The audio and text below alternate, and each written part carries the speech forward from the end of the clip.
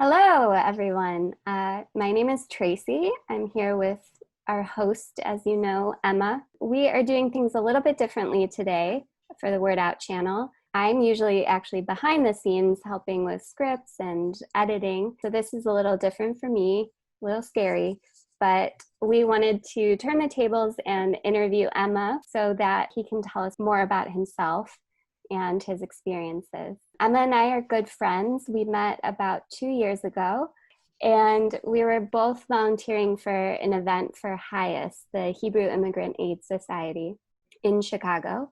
I had been volunteering with HIAS for a while, and Emma was speaking at this event with HIAS, and we became friends after I offered to help him with speech writing. And ever since, we've been working on projects together, and we've been thinking of ways to help the refugee community in Chicago. So this specific block of episodes will be about volunteering, which is why I'm interviewing Emma. And we want to tell stories about how needed volunteers are and what a great experience it is to be involved and to be a volunteer. So we're going to start with Emma's stories, and hopefully this will inspire others to volunteer.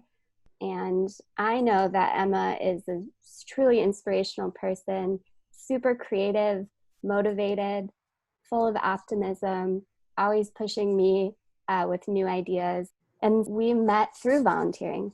So I think that in itself is a good example of how much this can bring to your life. So I know about Emma, but we want the audience to know more. So let's learn about you. So first, Emma, can you tell me about your background and how you moved to Chicago? Thank you very much, and thank you for having me, Tracy. It's nice to see you here. So, something little about Emma. Emma is a Ugandan. I come from Uganda. That's my country of origin, specifically eastern part of Uganda. That is Mbale, Manafa, and Mugishu by tribe. I moved to Chicago through very many ways, and there was a process from Uganda to Kenya. I was in Kenya for about 3 years in the process of coming to US, of getting resettled to US. However, that process took a lot of my time, but that time wasn't just for free, just went like that. I really tried my best to volunteer with different organizations that was offering refugee services. And being that I was so creative and a little bit educated on some of basic health services, I was given opportunity to serve in the community of refugees. And that was very difficult moment. Me, myself, I was in the process at the same time serving my fellow community, which was really difficult, but I managed to support where necessary through the connection of different organizations. I'll briefly talk about what exactly I did in Kenya. I worked as a community health worker. I worked as focal point person. I worked as a community leader. I worked as a researcher.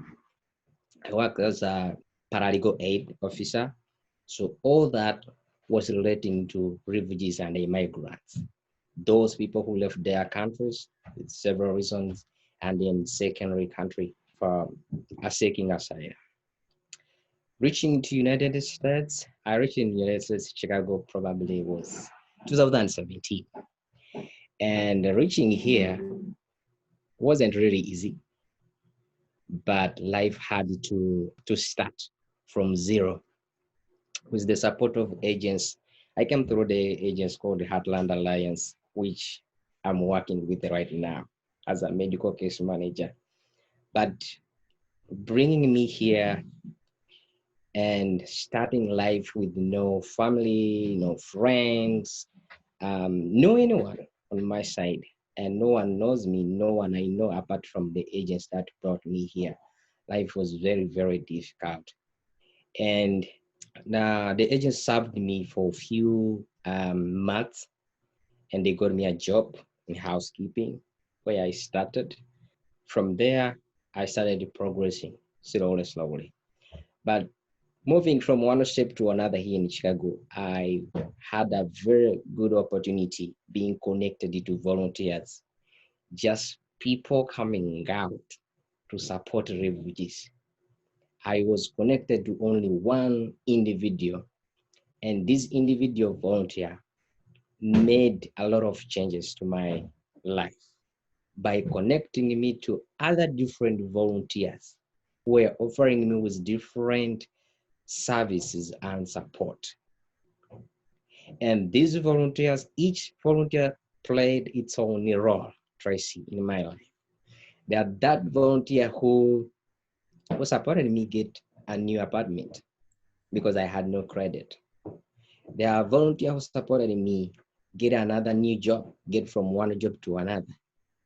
There's a volunteer who supported me with a resume writing, which I didn't have idea. There's a volunteer who supported me with computer ideas, learning computers, giving computers to use it for the purpose of learning IT and getting to know the system, because everything here is all about technology. There's volunteers who supported me with food, with groceries, wherever there was a problem. There are volunteers who supported me with writing speeches. For example, you were part of me, I couldn't know how to, to write the speeches and make all things work out the way I've been doing.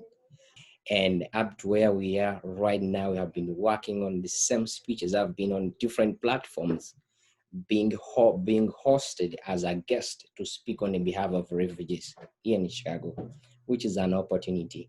And it shows that there is a huge impact. Every speech I speak out, it brings more volunteers to support.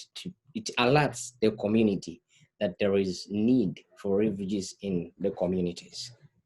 Yeah, that is briefly about me, but I'm looking forward to bring all these volunteers that I've been talking about on the platform and share with us the experience they have been with us working with the refugees and immigrants here in Chicago or in the United States.